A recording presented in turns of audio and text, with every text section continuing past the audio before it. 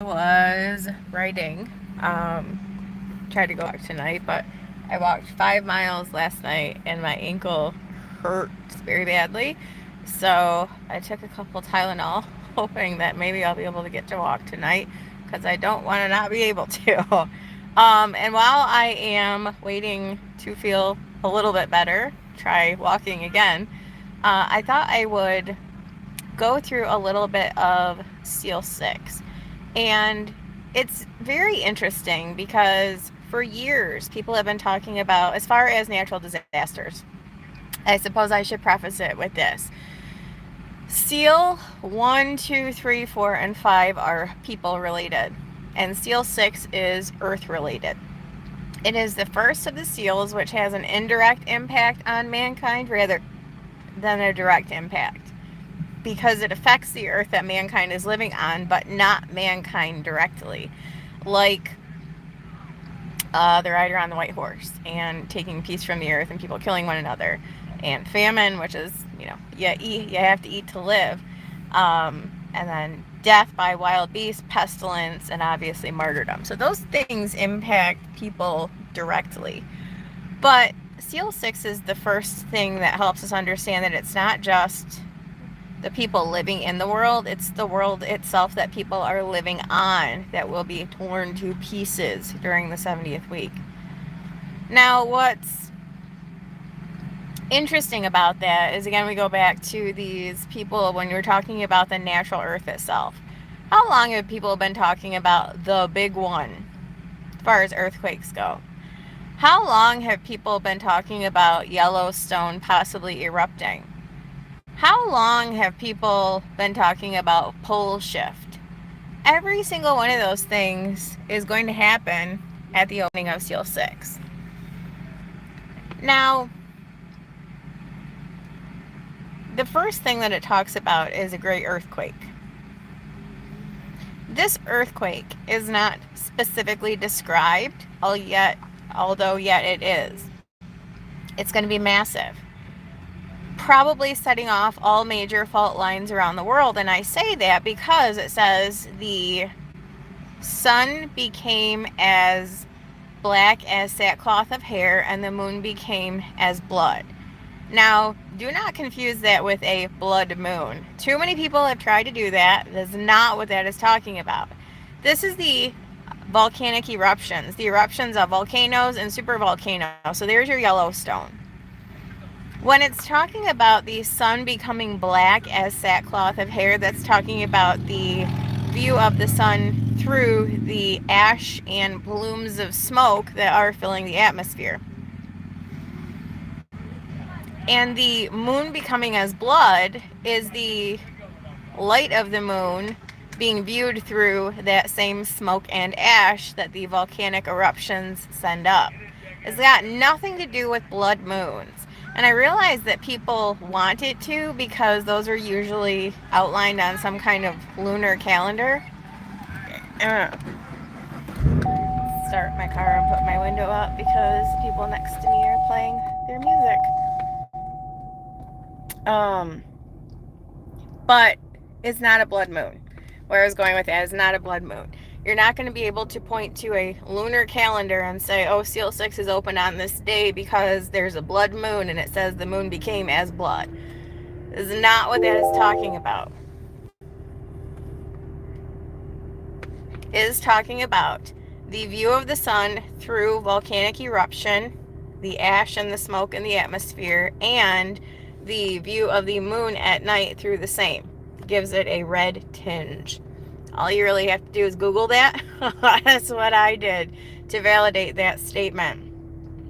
What you've also got is the heavens departing as a scroll when they are rolled up, and every mountain and island being moved out of its place. That's a pole shift. So essentially what you're talking about is everyone on the world freaking out and the earth itself freaking out too. And the part that I have not gotten back to, that I kind of mentioned very briefly in the video that I did last night, was the heavens departing as a scroll. That's actually primarily mentioned first in Psalm 102. And then it's reiterated in Hebrews 1. And that more has to do with the remaking of the heaven and the earth. 2 Peter 3 also talks about that a little bit, where it talks about how the heavens that were of old, that in the last days, specifically during the 70th week, people will walking around, scoffers will walk around asking, where's the promise of his coming? For since the fathers, the world just continues as the same, forgetting that the earth that was once in the water, standing out of the water, filled with water, and everything perished. There was a different heavens and the earth after the flood than were before the flood. And that's essentially what it's saying, is that those same people who forgot that there was a worldwide flood that essentially remade the heavens and the earth into something that other than what they started at pre-flood, forget that the earth that is now, the heavens and the earth that are now, are kept in store, reserved unto fire, the day of judgment, and the perdition of ungodly men. So what it's talking about is that at the end point, the second coming, the heavens will be dissolved by fire. And into the millennial kingdom, the heavens and the earth will be remade. This talked about in Isaiah. Different from the remaking of the heavens and the earth into eternity in Revelation 21:22. Going to happen twice, once pre-millennium and once post-millennium. Because obviously if Jesus dissolves the world by fire at the second coming, it's not going to have much of a kingdom if he doesn't make a new heavens and the earth to go into it. So the part where I'm needing to do a little bit more is to tie the beginning of using the heavens as a tool for destruction prior to dissolving the heavens at the ultimate point of destruction, which is Armageddon. And that is what the opening of Seal 6 tells us, is the beginning of the point at which God uses the heavens as a tool for destruction. The heavens departing as a scroll. So I have Psalm 102 and Hebrews 1 and 2 Peter 3, but there's one more thing that I'm thinking, and I just need to do more research on that. But basically what we're looking at with Seal 6 is that we're moving away from just mankind on the earth to the earth itself being a tool for the dispensation of the judgment of God. And this gets super, super bad, as we know from Luke, where it says that men's hearts failing them for fear after these things, looking upon the things which are coming after the earth, or looking upon those things which are coming upon the earth, or something like that. I don't have the Bible in front of me, obviously. Luke 21. For the powers of the heavens shall be shaken, then shall appear the sign of the Son of Man coming in the clouds of heaven with power and great glory. That actually goes back to Isaiah 24. The men's hearts failing them for fear and looking after those things which are coming upon the earth. That's because the earth is going to reel to and fro like a drunkard. I am super duper glad that we're not going to be here, because I do not even want to know what that is going to be like, with the earth continuing on its major freakouts from Seal 6 all the way up through Vial 7 and just before Jesus comes back. Like, it's not going to be a nice place to live, because the people on the earth won't be nice people to be around, but the fact that the earth itself will be under such duress, bad. So that's what Seal 6 is all about. It's movement from just direct the impacts of the 70th week directly impacting people, but to directly impacting the earth, and by way of that, they are indirectly affecting people on the earth, because the people live on the earth that is beginning to freak out at the opening of Seal 6. So Seal 6 is an earthquake that's it's a great earthquake, not just an earthquake, a great earthquake, and it's going to set off all major fault lines, in so much that it will set off volcanic eruptions, probably super volcanoes, because everyone around the earth is going to be viewing the sun through smoke and ash, and viewing the moon through smoke and ash also. That says volcanic eruption all around the world. And then you're going to have a pole shift also. So what we know of seasons, and what we know of year counts. I'm going to be honest and tell you, and I'm not going to write this. This is just me giving you my opinion for free because that's what I do. This is where your 360-day calendar comes into view. When you have things affecting the earth on the scale that they will with the opening of Seal 6, why it's also important to note that all the seals are open on day 1, which is how I'm going to end the discussion of Revelation 6, is talking about how they are all opened on day 1. This is how you get back to a 360-day calendar, is because you have the impact of something on the earth and the rotation of the earth, and that's going to impact basically the way that we calculate days and years and all of that stuff. So my thought is that the impacts of Seal 6 and the outcome of what those do to the earth is how you get back to your 360-day calendar for the purpose of calculating Daniel's 70th week. People are like, well, no, it's going to be one of the trumpets when a third of the sun, moon, and stars are smitten. No, that just means it's going to be darker for longer parts of the day than it would be if they weren't smitten. That just has to do with the amount of light coming to Earth, not the length of the day itself. The length of the days themselves, I don't know why we would think they are impacted. The wait, yeah, I'm gonna guess that that's got something to do with it. Seal 6 does. Hi, Thomas. Nice to see you. So anyway, I just kind of wanted to give you guys a little bit of a preview of what's coming with Seal 6. But that's all your natural disasters happening all at once, like literally all at once. And so maybe, just maybe, when you've got the world that just witnessed the rapture of a group of people or the disappearance of a group of people, because remember, all the seals are opened on day 1 and the rapture happens just before. Feel free to disagree with me, but the Bible does substantiate that we will be removed at the last moment.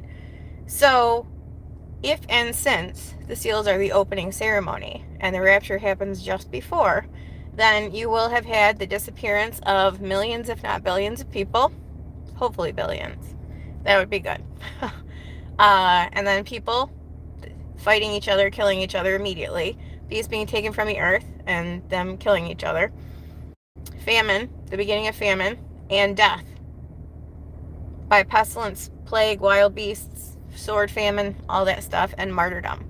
And the earth itself freaking out. You're going to have it all at once, essentially. All at once. What kind of reaction do you suppose the world will have to that? It tells us, specifically in Revelation 6, the kings of the earth, the rich men, the poor men, the free men, the bondmen, hid themselves in the dens and the rocks and the mountains and said to the mountains and rocks, fall on us and hide us from the face of him that sitteth on the throne and from the wrath of the Lamb, for the great day of his wrath is come. Who shall be able to stand? Why do they think the great day of his wrath is come? Because Gog and Magog happens directly before that, which leads into the rebuilding of the temple. It's why Israel gets her temple back as Gog and Magog.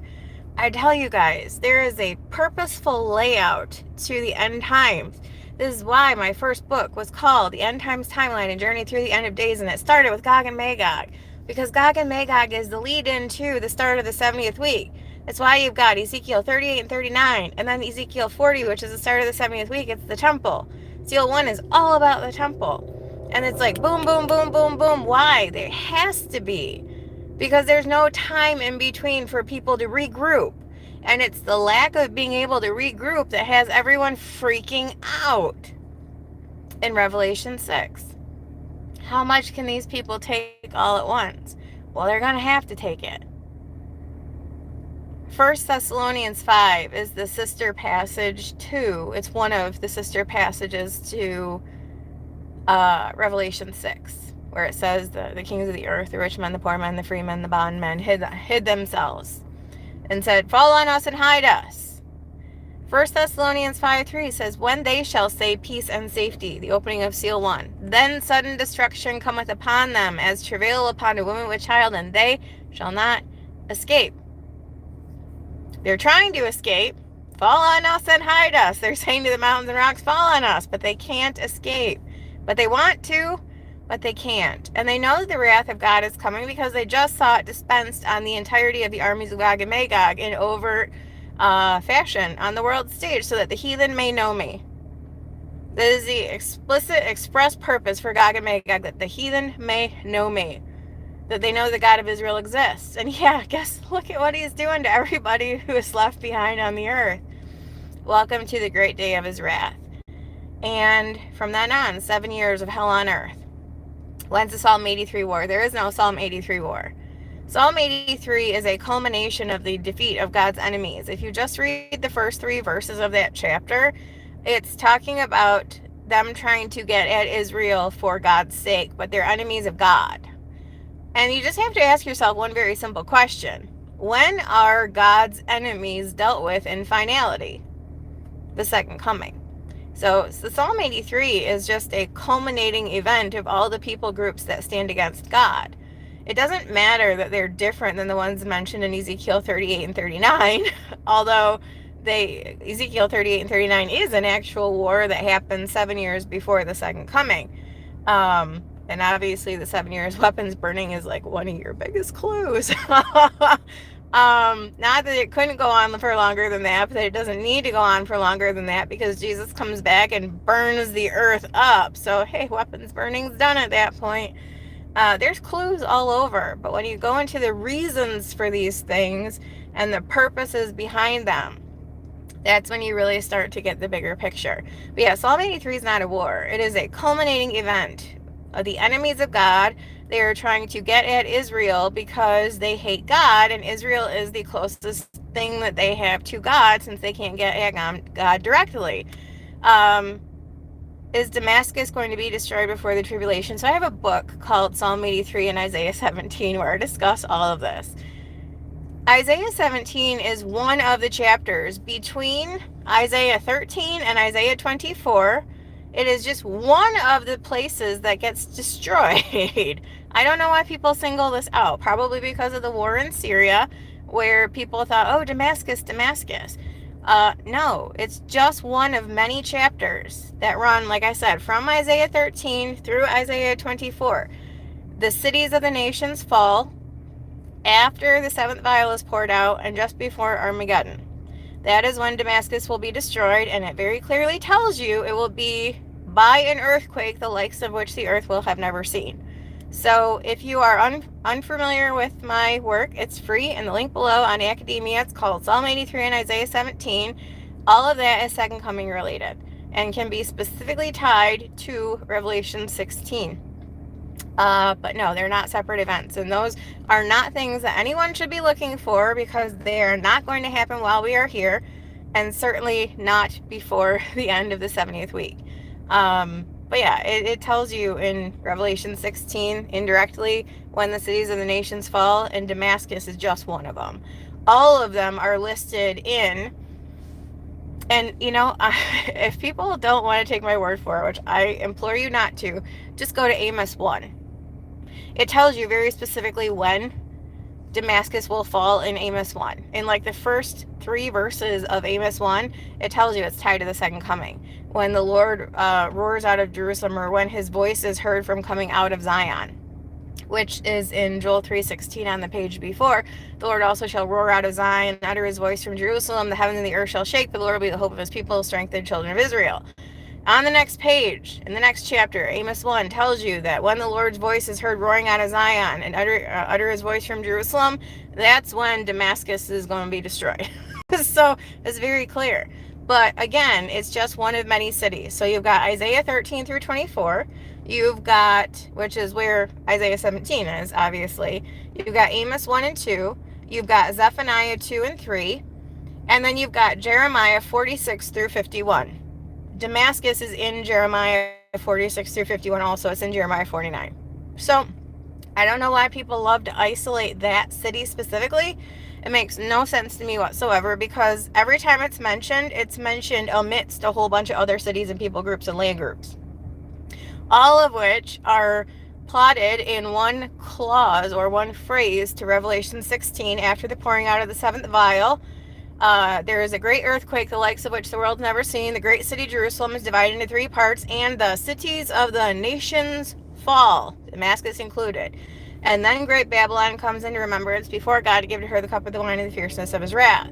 Now, people still don't believe me that it's tied to that part in Revelation 16. How do you know that? Well, because Isaiah 13 is the destruction of Babylon. Isaiah 17, 4 chapters later, is the destruction of Damascus. And then Isaiah 24, which is the end of kind of all of that, is the earth reeling to and fro like a drunkard, and then Jesus coming back to judge. Also, in Jeremiah 46 through 51, where you have Damascus mentioned amidst all of these other land groups, in Jeremiah 49, Jeremiah 50 and 51 are the destruction of Babylon. So they follow the sequence of Revelation where it's the cities of the nations falling and then Babylon being destroyed.